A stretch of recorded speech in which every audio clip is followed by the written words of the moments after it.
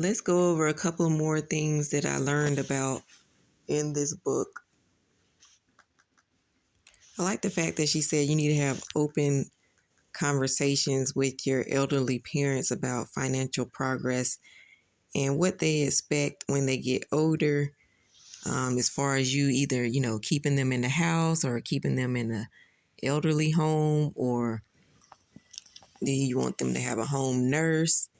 Asking them about their finances and having those open conversations and not being afraid to talk about these things versus waiting until somebody passes away or someone gets, seriously ill to have these conversations, to go ahead and plan them out yearly and talk about them openly and having financial conversations between the parents and, the children.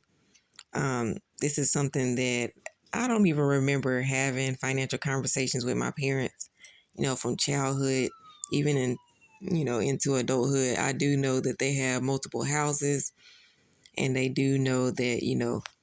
I had a house and that I'm striving towards to get my finances, where I want them to be,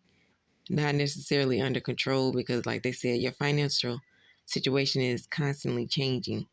whether it comes to, the economic situation of, the country as a whole, or if you have a promotion, uh, job loss, a child going to college, et cetera, et cetera, et cetera. So there can be different variables when it comes to your financial situation.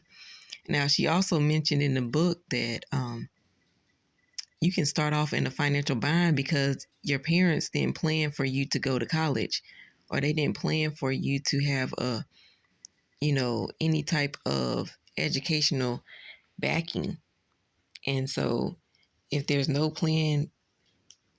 put in place for you for as far as college, then you start off as, at a deficit power curve. And if they didn't say you to have a vehicle or a car, that also puts you behind the power curve. And so that's something that, you should be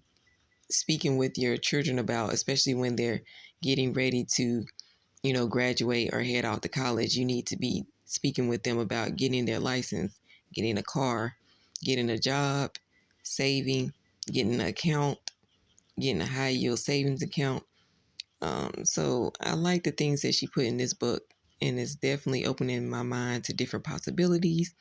and how talking about finances is very important, and getting a financial mentor or advisor is very important as well.